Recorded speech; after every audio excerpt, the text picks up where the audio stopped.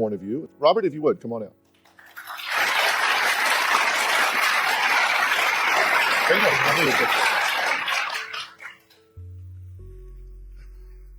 Now, Robert, you wrote me a letter, right? Yes. And why did you do that? Why me? Why here? Why now?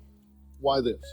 I thought that if anybody could help us, it would be you. I mean, I certainly wasn't getting bummed on by myself, so. What do you think it is about me and my approach that would resonate with this situation? When Steph and I first got together, one of the things we always liked about each other is that we were 100% honest. And as things have gone on, my honesty has become unwelcome. And I think that for her having someone that she can't just shut off and to listen to be honest with her, I think will help her. Okay. And you've had relationships outside this marriage? Yes, while we were separated. Ever while you were together? In the beginning, we both did. He was unfaithful to me in the beginning at first. So since you've been married, since you walked down the aisle, have you been completely faithful to her? Yes. Haven't cheated, gone outside the marriage for female companionship? Or... No. I mean, he's done the whole online internet things that I've caught, and he keeps denying it. So are you willing to be honest with me? Oh, yeah. Have you been playing footsie on the internet No. since you've been married? Now, before you answer that, think about, we've just set a new standard. We've just set a new goal. We said, look, my relationship's off in the ditch. I can't make it any worse, so I might as well just tell the truth. At one point, I had a Facebook account, and she found out about it. But as soon as she found out about it, we talked about it and we argued about it, and it was kind of done at that point. But she's right. You denied it. Reactively, you denied it when she said it. But He denied it till now. I guess it depends on how you look at things. And no, it doesn't. No, it doesn't. I It's kind of like being a little bit pregnant. You either have an email account and you're playing footsie with women online, or you're not. There's no, I mean, come on. I'm not trying to get you to say you do. If you don't, you do it, you don't. I had one, but that's not what it was for. I mean, that's just the honest truth. And Well, did it turn out that you were playing footsie, even though that's not what you did it for? Look, okay, look, guys. I know. Come on. No, life's too short, man. I can't blame her because I had them. You know, I had my MySpace and stuff like that, and I needed attention, so I would talk to guys. It never was physical during the marriage until we were separated. Okay, but y'all are still married, right? yes, technically. Okay. They got an odd way of being married, a very odd way of being married. When I look at how these two are married, I don't ask myself why they're in trouble. I ask myself, why not? It's not any kind of marriage that I think any of you would define marriage is. I'm going to talk about what I mean by that. Come back, it's going to be another truth test. And they fail this one. I guess I'm going to be talking to you the rest of the hour because I am not going to play this game. We'll be right back. Well, I'm here with Stephanie, who really is saying she wants me to help her husband understand that it's over and that she's in love with another man. Now, I want to talk about your role in this. You say, and I quote, when I'm in a relationship and I start to feel there isn't enough attention, I go and find other male attention before I leave the relationship I'm in. Yes. Were you in a relationship when you started this one? Yes, I was. Okay, so this one overlapped, and the one that you have now with your Prince Charming that has swept you off your feet, that's overlapping with this one. It's overlapping the marriage, yes, but we had been separated, for 4 months, and I had been dating, and I was open with him about my dating. You say, and I quote, I have an overwhelming need for attention from men. I crave it. Yes, I do. I thought forever that the attention that I was wanting and I felt like I needed, I thought that was normal. And until recently, I figured it out that it's starting to feel like it's not. Okay, now we ask you a lot of questions, right? Yes. You said, I want attention, I don't want to settle. You said, quote, having sex makes me feel like somebody wants me. Yes. Does that sound healthy to you? No, not at all. You said, and I quote, if Richard asked me to marry him, I would. I said that, yes. This, you know him for 3 weeks. Yes. You're still married. Yes. You got 3 kids. Yes, I the guy before him, she said the same stuff about. No, I'm getting to that. You say, I lead guys on for attention. yes, I do. You lead guys on for attention. And you admit that in this time that y'all took a mental break, a mental space from one another, you say you had 5 affairs. Yes, I do. 5. But it was not. You say she has problem counting. Yeah, I know for a fact it has to be more than that. Unless all of her friends lie to me too, and I don't see that happening. While we were separated, it's been 5, and I told him. Like, I have not told him. I hadn't told him about every one of them. Like I told you guys more than Now, I you did said him. while you were separated, were there affairs when you weren't separated? There was a lot of mental affairs going on, and I had told him about kissing a few guys and stuff like that, but like nothing sex. But when it comes to the marriage, I have told him for a couple years now that I'm not happy. I don't want to be married, and he shuts me out. He ignores me. He won't even listen to what I have to say. So You say you've been on dates every weekend since January. not every single weekend. And sometimes 3 dates with 3 different guys in 1 weekend. On the weekends, I don't have my kids. They're gone for a 3-day weekend. It's not an essay question. No, really, it's not an essay still. question. I'm just doing the math. Yeah, on the weekends, I don't have my kids. I've tried to fit a few dates in to weigh my options. I'm Sometimes single. you do have kids. And you've driven to Louisiana and Tennessee to consummate some of these. Not Tennessee, and I did not. This is what he doesn't understand. He doesn't believe a word I say anyway. And Louisiana was a good friend, and that's all it is now. Yes, things went farther, but it's not like that now. It was a good friend, but you did have sex. Yes. Hence my comment about this is a very odd definition of marriage. Because see, what most people would do is they would finish one relationship and maybe even take a time out, kind of gather themselves, kind of do an autopsy on the dead relationship, figure out what they may have done to contribute to its failure. They would have healed those wounds, they would have gotten their bearings, they would have established themselves independently, and then they would move on to something else. And then there are those who kind of overlap this, and you overlap it because it's hard for you to go without male attention. Yes, it is. You have a craving for it. You said it's an overwhelming need Yes. that you have to have for it. Okay. And did he give you that attention in the beginning? Before we were married, he did, and I kept thinking that I was thinking that it would be fine, and he would stay like that. I would feel fine, and then after a while, the attention stopped. There was nothing there. Well, and here's an important thing. Is it possible that you're a bottomless pit as far as male attention is concerned, that you can't get enough? It's a worry that right now, at the current time, it's not. But there's that underlying worry that it could be. But you felt about him the way you feel about this Richard now. In the beginning, I did. And you say she's felt that way about some of these before Richard. Yeah, the guy that she went to Louisiana to see, she had this exact same conversation about. Is this the friend? This is the friend, but he does not understand. The minute he became her friend was when he bought a 2-bedroom house for him and his son, knowing that she had 3 kids. And that's exactly what she said. I didn't say it. She would write down in all of her Can little. I be honest about this? I want to be honest. Okay, here's the thing. One of you's lying. One of y'all's lying, because this isn't like you read this in. This is a conversation you had. You either said what he said you said, or she didn't say what you say she said. Somebody's lying here, and that's going to make this a really short conversation, because I can't fix what isn't real. No, I cared about the guy from Louisiana a lot. I did, and I thought there was something there. But Okay, then you have not been honest with me by omission. You said, he's just a friend. There was no potentiality. Well, but that's lying by omission, because it sounds like what the truth is I was head over heels for this guy. Then it transitioned to something less than that. And so when you asked me about it, I gave you the later version because it was easier. It wasn't head over heels for him. I mean, I did care about him. You were going to relocate the children to be with him. And you were so upset that he bought a 2-bedroom house because the kids. I was not upset. I don't even know how many bedrooms his house was. This is what I told you. I've not been in his business for a while like that. It's just friends. He is upset about the guy from Louisiana because I met him on an online game that we both played. And this guy was an acquaintance of him through the game. And when I started talking to him, he was really upset that he considered a friend. This is what the main problem, and he can't accept what I have to say about it. So this wasn't a friend that you lived next door to when you were growing up. No, this is a guy that because you said it was just a friend, that you went to see a friend and it went further.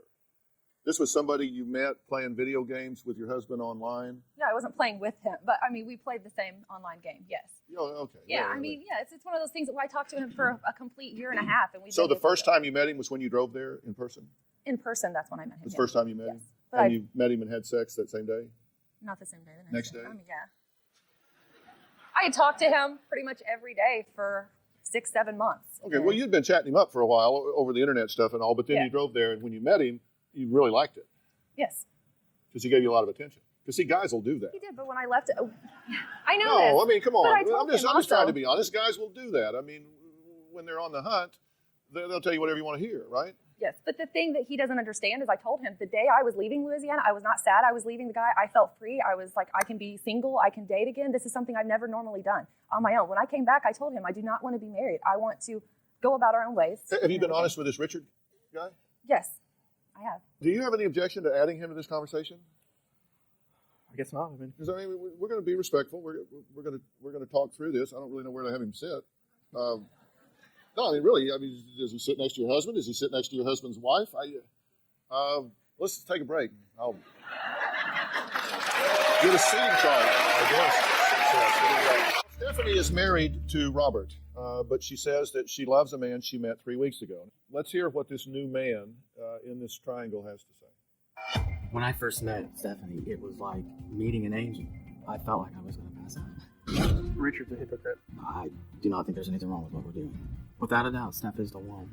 I think that Richard has told her all the things that she wants to hear, but he doesn't know Stephanie. If he knew the truth, I don't think he would have maintained the relationship past their first date. I do not worry about her past. Her past is just what that is. It's the past. When I look into her eyes, it's like reading a book. I trust her. Richard is the next infatuation. I think that I can give her the attention that every woman deserves. Anytime things get tough, she still calls me. If he's so capable and so perfect, then she wouldn't feel the need to call me. We have had all the big talks. We both want 1 or 2 more kids. She had her tubes tied. She doesn't plan on having any more kids. Divorce papers have been signed, but they just have not been sent in yet. We never signed them. We're married. I want him to realize that she loves me and not him. You're in love with this woman. Yes. Yes, more accurately, you're in love with this man's wife. Yes. And you don't see a problem with that, an inconsistency, an issue at all? Some people would see it that way, but as far as I knew, the divorce papers were signed and had not been mailed off yet because of insufficient funds at the time. They are signed. They are signed. And they're sitting on the desk because times have been hard. And I have called you because there's stuff we're still dealing with. We have an apartment together. And the kids, you want to be involved, so I make you involved. But I can stop that. I mean, I'm just doing what I think is best. You think you're doing what you think's best for you, not what you think's best for anybody else in the world. The kids and I are what matter to myself. I've never concentrated on myself at all. Okay, Richard, you said that's how some people could see it. Is there any other way to see it? Well, honestly, no. When I came into the picture, I mean, you're sleeping with this man's wife. They're still married. They have children. If they get a divorce, they get a divorce. But you're in a bad spot here, right? appears that way. Y'all are just head over heels in love, right? Yes. What was it about her that just did it for you? Just the first time that I met her, and after talking with her, just being able to look into her eyes, and I know she's telling the truth. How did y'all meet? On another date, a double date with other people. Okay, so you were on a date with somebody else while you were married, and you were on that date too with somebody else. It was, Was she married? no. She wasn't married. And so y'all, where'd you go? Dinner. So it was at the dinner table that y'all kind of got connected. We had been texting the day before because I had asked him, How did you know him? how did I know him? Through my friend. He's the friend that I was on a date with, their neighbors, and they're good friends. Okay, so the friend you were on a date with, not your husband, was friends with him. Yes. And he gave you his text information or something? You started texting him? Yeah. Y'all hadn't met? No. You were just texting him because he was going to be on this date. They wanted me to see if I had a single friend that I could set him up with, and I couldn't just do that. I wanted to see what type of guy he was. I had no clue who he was. Okay, and before you met him, did it occur to you that you just might keep him for yourself? Yes, it No, did. I'm serious. No, it did. Because you and I both know very it charming. did. You and I both know it did. You like the way he texts. Well, the way I talked to him. No, seriously. You show your personality. He said things, had a sense of humor, whatever that piqued your interest. Yes. Okay, and so even before you went, you thought, I'm going to set him up with my friend, but I might be interested in him myself. Yes. Okay, did you set him up with a really ugly friend or something? So No, she was very sweet. They okay, just she was a sweet girl, just didn't click. They just didn't hit it off. Okay, so y'all went to dinner, and then did you know at dinner that wow, this girl is something special? Yeah. So you knew it right then. Yes. Have you been married? No. Have you dated much? Yes. Okay, so you knew what was going to happen on a date. Just go to dinner, and y'all were going to kind of hang out and stuff.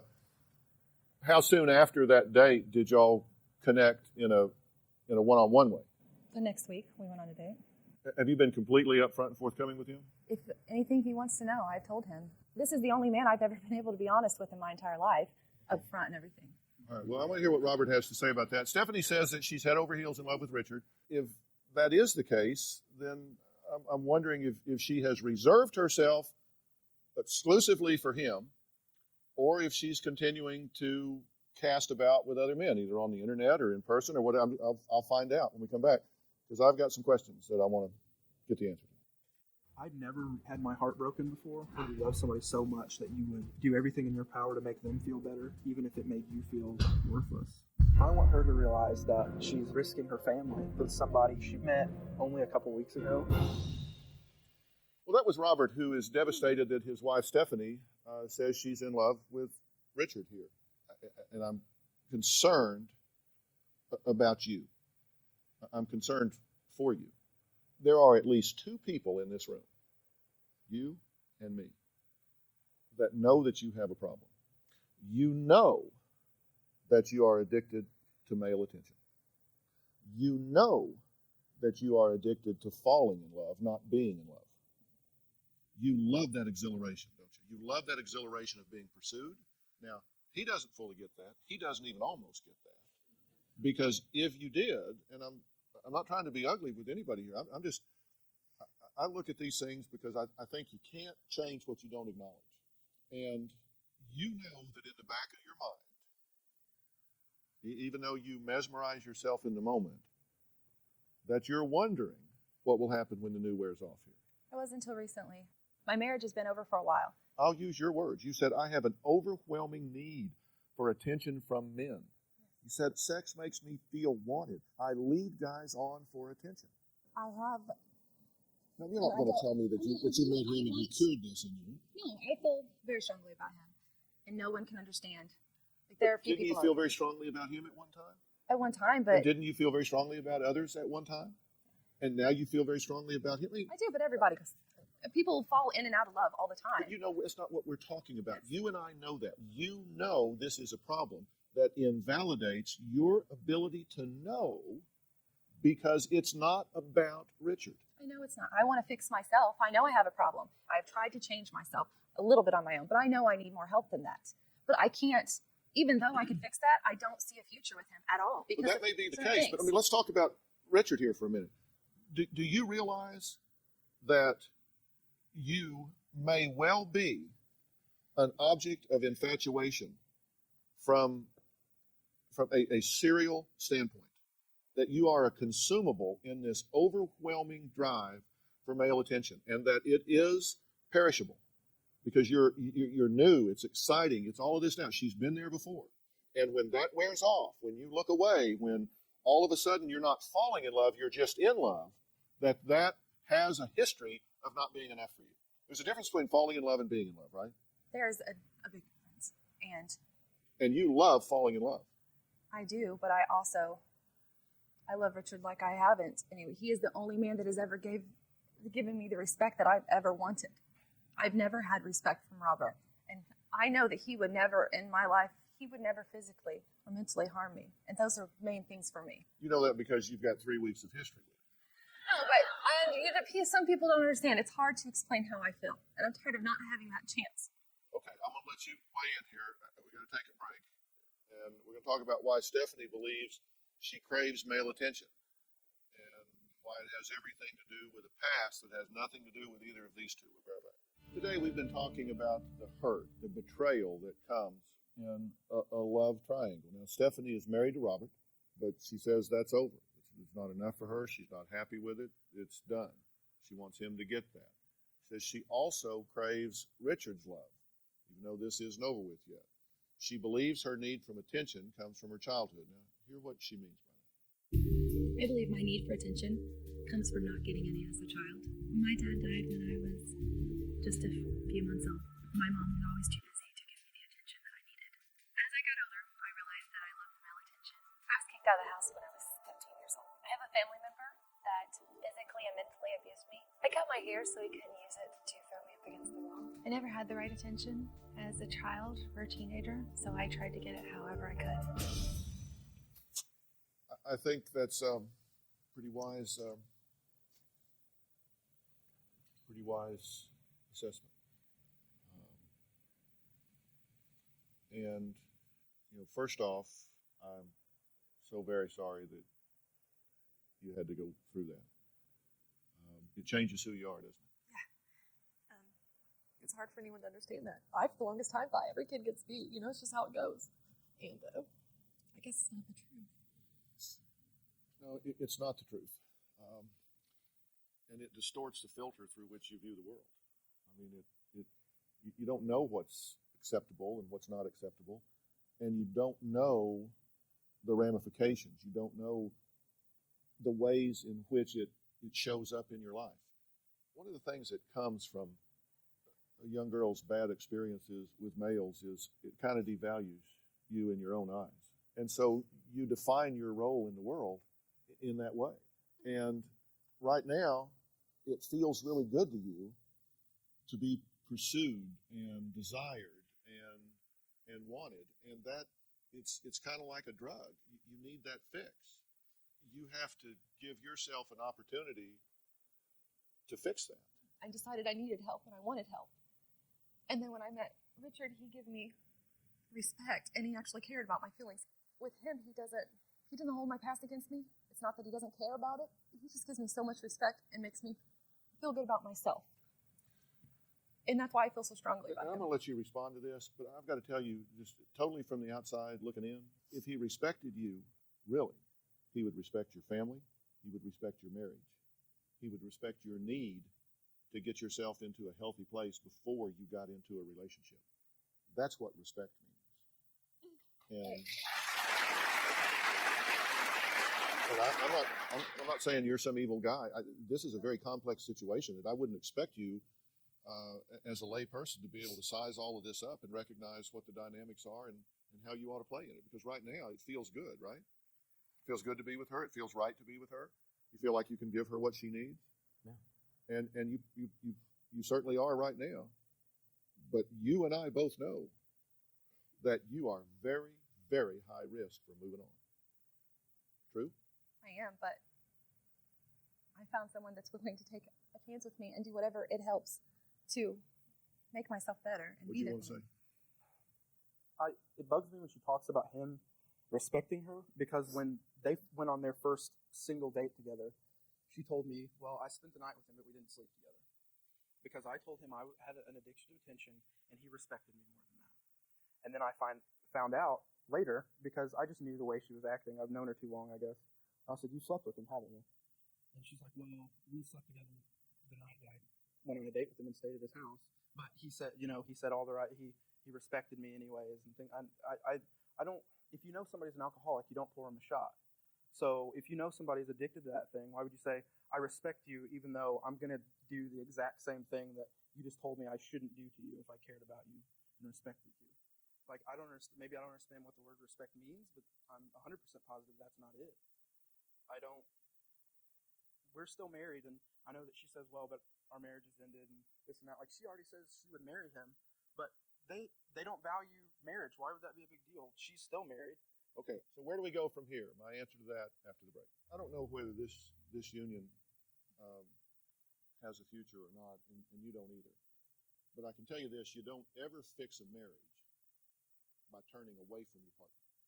You don't ever fix a marriage by bringing an interloper into the situation. But what you have to do is be selfish for you and your issues. If you really, and I'm not trying to make this work, but I'm using this as an example.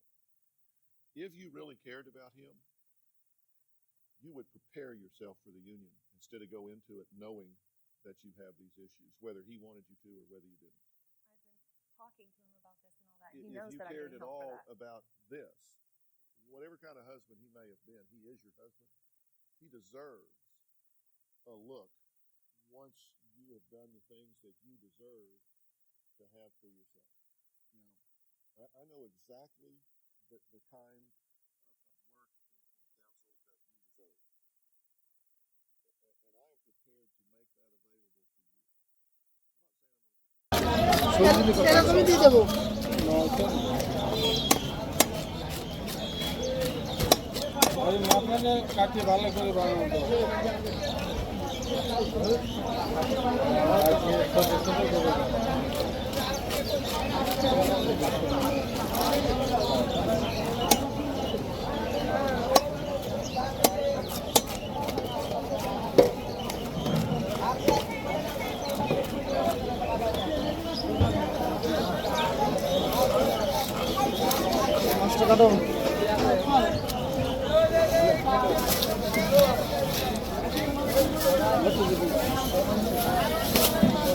বাজার থাকলে করে আসেন, আমি কেটে রাখতেছি।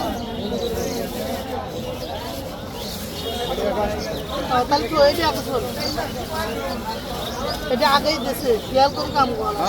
তোর পরিচিত লোক, তুই তাকে যদি পিস ফেলা দিস তাহলে তোর কি ভালো আছে রইলি।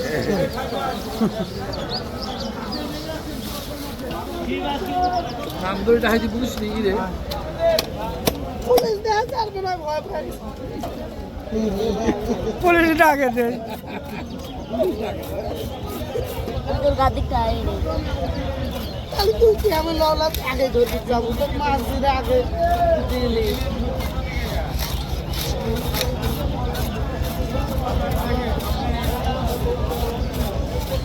ইহার কোনো রে এখন।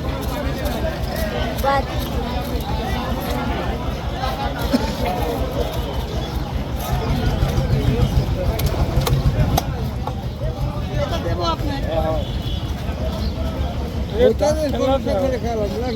মোবাইল দিলে দাঁত দিলে খেলা দাও।